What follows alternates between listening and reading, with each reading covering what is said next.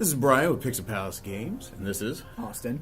And we were just kind of wanting to talk about some of our greatest, Games of the year. thank you, games You're of the welcome. year for 2017 so far. There's still a few more big hitters coming out this year that may change this list a bit, but overall, Xenoblade this 2. yeah, Xenoblade 2. But this is kind of what we've been eyeballing so far. Is what really caught our eyes this year so far. So, to start out, for me, horror-wise, Resident Evil 7, by far, best return to form that the series has done in a very long time. They brought back the tension, they brought back the resource management, they brought back really everything that used to make Resident Evil 7, or Resident Evil as a series, phenomenal. And, I can't recommend it enough for anybody that's a fan of the horror or survival horror genre.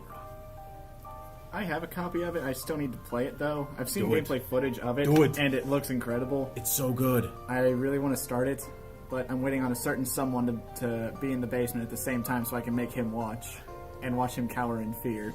Well, and for me, the best part of it is it manages to, even though by the end of the game, I've got a grenade launcher and a shotgun, and tons of ammo, And a text.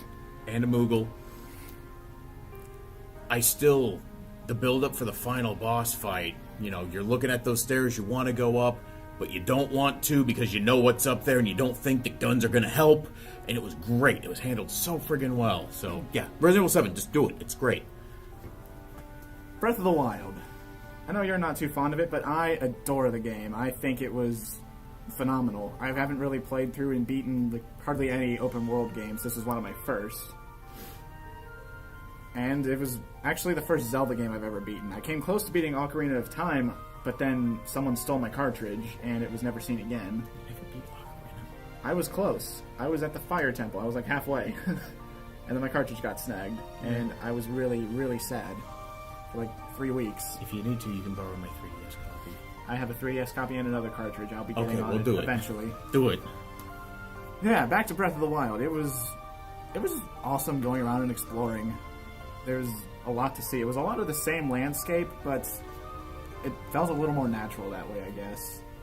And once I got a horse, I thought I'd be using it all the time. Like, I scanned my Smash Bros. Link amiibo and got a Pona on the first scan, which I guess that's good RNG. And I just never used a horse. I just ran to every single landmark, checked every single tower, and I just fast traveled everywhere from that point on. And then towards the end of the game, I wound up going after every single shrine that I possibly could until I got bored of it. And I gotta say, it took me a long time, because just hunting the shrines alone was fun. Because you had that little radar, and then there were times where it stayed the exact same, and I'd be running for 5 miles, and I wouldn't be sure if I'd been picking up on other shrines or what, or if I was just actually going nowhere, or the shrine was following me, one or the other. But I could not find shrines for the life of me. It was kind of abysmal, but I enjoyed every moment of it because the game was that good. No, that's good. I'm glad. I know a lot of people enjoyed Breath of the Wild. I had a different experience, but maybe we'll discuss that, and I'll share my thoughts on it at a different time. Try to keep this more upbeat. Yeah, positivity. Which brings us to my second one. Go for Because it. I've got 3 honorable mentions. He's got 2 so far. And then a third one that's not exactly Game of the Year contender, but I really like it so far. But anyways, back to you with your next game. So this game I was hyped for several years leading up to, because the development was pretty long for it. They really took their time to make sure that they did a really good job on it. And this game was Atlus's Persona 5. Just beginning to end, really, really solid. The characters were amazing. The storytelling was great. That soundtrack, just you could put that thing on repeat infinitely, and you'd have a pretty good life. Beginning to end Persona 5, it does some really good stuff narratively, and the level design's great, the puzzle solving's great, and the combat, it's the best that the Shin Megami Tensei series or the Persona series has ever been, in my opinion. The roster of demons to fuse was huge. Persona 5, easily up there for Game of the Year, but something else eked out slightly ahead of it for me, which surprised me because I thought Persona 5 was the dead shoe-in for me. Nothing else was going to beat it. And I'm gonna get to that one here in a minute. But Austin, what else do you got? Well, back on the note of Persona 5, I still haven't played a Shin Megami Tensei game, let alone a Persona game. I have 4 Golden on the Vita that I'm really excited to start. Do it. It's really good. Yeah, like I've got a few Shin Megami Tenseis on the PS2. I've got some on the DS, 3DS, Vita. And you haven't played any of them. I have not played any of them. I need to get on that. Do it. They're like Pokemon and role-playing games for adults, and it's great. It's like Pokemon with blood, swearing, and lots of deicide. But they're really, really, really good. Story is paramount. There you go. So what else you got? Well, this one's kind of the elephant in the room, but Mario Odyssey. There it is, everyone. I was honestly expecting just kind of like a fun Mario experience going into it. I knew it wasn't going to be a bad game because it's almost impossible to make a bad Mario game, in my opinion. And I was actually just blown away, even with the expectations I already had set for it. I love the game to death. I still haven't beaten it yet, but in the first 10 hours, I only messed around in like the first 4 kingdoms because there was that much to do and see. And it was a blast just exploring, solving little puzzles. I'm still getting used to the hat, but I like the hat. And I've found ways to... Mr. Hat. Go get him, Mr. Hat. Next death battle, Mr. Hat versus Cappy. There we go. Screw attack, make it happen. But yeah, I figured out some ways to use the hat without having to do the motion controls, which it's nice. I don't mind the motion controls. I don't mind the motion controls, but I could do without them. I played the entirety of the game in handheld mode, so I didn't need the motion controls at all at any point. So, you don't need to use motion controls if you don't want to. Yeah. A lot of the techniques are just like if you want to do cool tricks or something. There are some things that require you use... Well, I'm not sure if they require them because I haven't figured out how to do it without motion controls yet, but there's like a move where you throw your hat up in the air or like throw it on its side forward. You can do the downward throw by if you butt slam, then throw, he'll throw it downwards. Ah. Yeah. I don't know how to do the upward one, though. We're learning things. Yes. And then I recently just finished up the whole New Donk City area, and yeah, I still that get, name, though. I still get a good chuckle out of the name. It was a really, really cool level. That's probably like my favorite level so far. Just I saw a few Donkey Kong references, like I saw a Cranky Kong Street, even though it was just called Cranky Street, but yeah, like there's several Donkey Kong references, and the biggest one is obviously that Pauline is the mayor of New Donk City. I did like seeing Pauline again. Pauline is second only to Daisy in terms of women in Mario that need to be represented more, because Daisy is best girl, and don't you forget it. But Pauline's awesome, too, and I'm glad that they kind of brought her back. Yeah. And then, once I got to the part where I had to gather all the band members, I got to the song, and I was just like expecting, this is just going to be I run through a Donkey Kong like stage while Jump Up Superstar plays, and then I just got real giddy. I absolutely loved that scene. It made me so happy.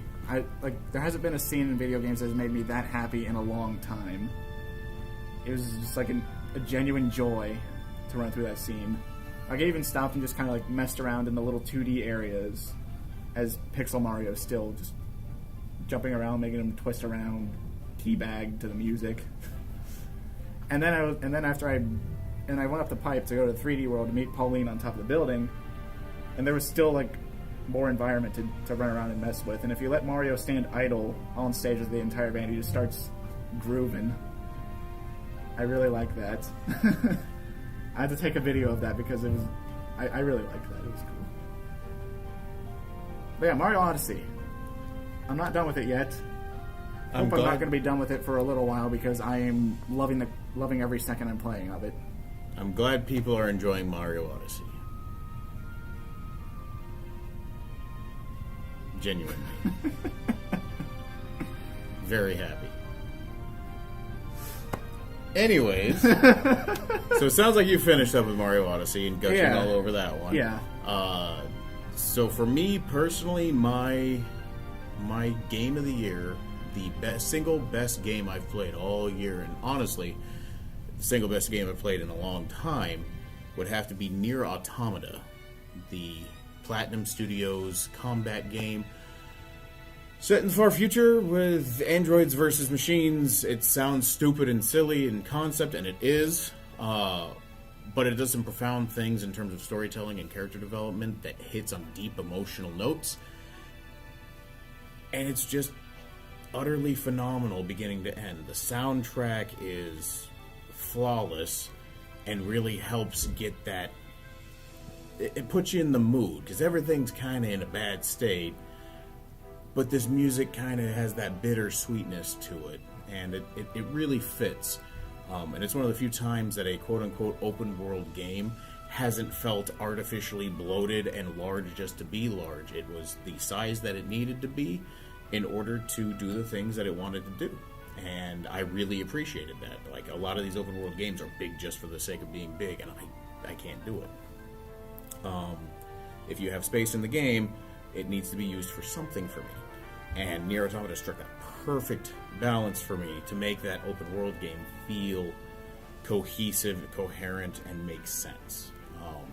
But yeah, the combat is a utter joy to play. It's probably the most honest fun that I've had in a game in a very long time. And I'm not a big fan of shoot 'em ups like the bullet hell kind of games. And Nier Automata has segments like that, and I actually really enjoyed them. Which was a huge for me, because I was scared going into it. I was like, these bullet hell segments are going to throw me off, and I'm not going to like it, I'm going to get frustrated, and it was perfectly fine. I enjoyed it, it was fun. The boss fights were so cool, and the fact that you have to play through the same game multiple times from different perspectives in order to get the entire story is amazing, because perspective means so much in terms of anything. And the fact that Yoko Taro, the creator, took the time to craft the different perspectives of the game was really a joy to go through. So yeah, I can't stop singing the praise of Nier Automata enough. I literally tried to find faults that I took with it, and I could think of none. There was nothing wrong with that game at all, in my opinion, and it's the closest to perfect that I think a game deserves to be. Only other game that I really feel that way about is like Final Fantasy IX, which is my personal favorite game of all time. But yeah, Nier Automata comes damn close to that. So I have a feeling that Nier Automata is going to be my game of the year for this year, which last year for me, 2016, was Doom.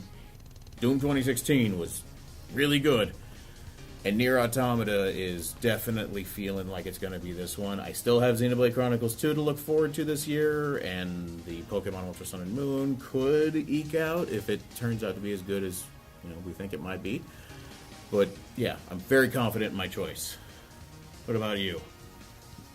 I'm in the same boat as far as, like, I'm really looking forward to Xenoblade 2 and the new Pokemon. Those might jump up on the list as well.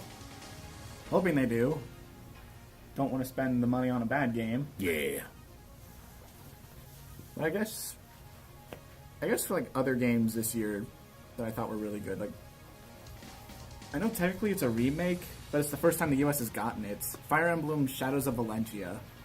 I've been really, really liking it. It's got a lot of different aspects to it, like the dungeon exploring elements. Where it's just like a wide open dungeon you can run around in a 3D environment. Is all Merselica, and it kind of reminded me of like Fire Emblem Warriors a little bit in that regard, just running around in an open field. I haven't had a chance to play it myself yet, but my wife has, Jennifer, and she's beaten it, and she loved it. She thought it was really, really good and deserved to be on the platform with the rest of the Fire Emblems on 3DS, which are all really good. And then, I don't know if it's Game of the Year material exactly, but that might be Sonic Mania. Oh. Like one of the first genuinely good Sonic games in a long time. That was the 2D one, right? Yeah, the one by Christian Whitehead and the gang. Okay. Yeah, I heard that was good. I'm not a Sonic fan myself, just never really was a series I was into, but I'm glad that Sonic fans finally got a Sonic that they kind of all agreed was pretty good. They deserved that. They've gone through a lot of bad Sonic games. I'm Yeah. sorry. Sonic Boom. And 06, and 06. arguably the adventure games, but I like digress. the adventure games. I think they're good. I grew up with those games. that's You shut your mouth. okay. And then Sonic Forces, it's better than I was expecting. It's no Super Mario Odyssey. It's no, like, what people were thinking is Sonic Adventure 3, this grand, What about unreachable- Super Sonic Odyssey Yeah, it's no Super Sonic Odyssey. or Mario Forces? You mean Rabbids? Hey, the Mario Rabbids is really good. I want to play it. It's cute XCOM, and I really like it. There we go. So yeah, Rabbids is good. yeah, that's kind of a taste of what we've been playing, what we've been feeling, and our big standout titles from this year. Obviously, we're both big gamers. We work in a video game store, and we just like to share, what we've been enjoying so that others can enjoy them too. It's a passion. So Yeah. And I'm surprised no fighting games came up on this list, because we did have a few come out this year. yeah, none of them that They weren't like Marvel Infinite's great, but like I don't know. I just don't have the urge and drive to play it, learn it, and master it like certain other games. I really want to get Tekken 7. Tekken 7 was a big surprise for me because it made a fan out of me when I hadn't liked Tekken at all ever, and then I picked up 7 and I really enjoy it. So yeah, Was Blaze Blue this year, or was that a last year game? I think it was a last year game. But Central Fiction is really good. Guilty Gear Xrd Rev 2 is really good as well, and it brought back Best Girl Bikin. Yeah, overall, no fighting games have really stood out this year to me, which is kind of a surprise because I'm a big fighting game guy. Fighting games and role-playing games are like all I play. But yeah, do you have anything else to add? Make Konami great again. Please. It's not going to happen. No, it isn't. They're dead. Well, thank you all for watching. This has been Brian, This has been Austin. and thank you for watching Pixel Palace Games. Bye. See ya.